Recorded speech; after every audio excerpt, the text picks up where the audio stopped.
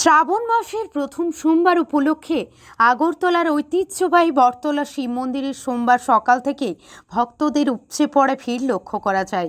বিশেষ করে কিশোরী, তরুণী ও মহিলাদের উপস্থিতি ছিল চোখে পড়ার মতো। ভোর থেকেই ভক্তরা পূজা অর্চনা, প্রার্থনা এবং ভগবান শিবের মাথায় পবিত্র জল ও বেলপাতা নিবেদন করে আশীর্বাদ প্রার্থনা করেন।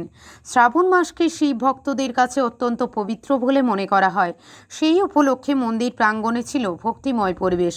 ওং নমঃ শিবায় ধ্বনি, ঘণ্টা ও শঙ্খের শব্দে মুখরিত হয়ে ওঠে গোটা এলাকা। অনেক ভক্ত উপবাস পালন করে শিবের আরাধনায় অংশ নেন। মন্দির কর্তৃপক্ষের পক্ষ থেকে ভক্তদের সুবিধার্থে প্রয়োজনীয় ব্যবস্থা গ্রহণ করা হয়।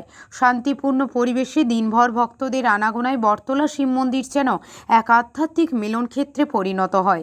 আগরতলা প্রতিনিধি রিপোর্ট, প্রতিদিন ত্রিপুরা। শ্রাবণ মাসের প্রথম সোমবার, এই প্রথম সোমবার উপলক্ষে ব্রহ্ম মুহূর্তের থেকে শিব ঠাকুরকে অভিষেক করাতে আসে ভক্তরা। এই প্রত্যেক বছরে এরকম ভাবে সব সময় ব্রহ্ম মুহূর্ত থেকে প্রতি শ্রাবণ মাসের প্রতি সোমবার থেকে এইরকম ভাবে ঠাকুরকে অভিষেক করানো হয়।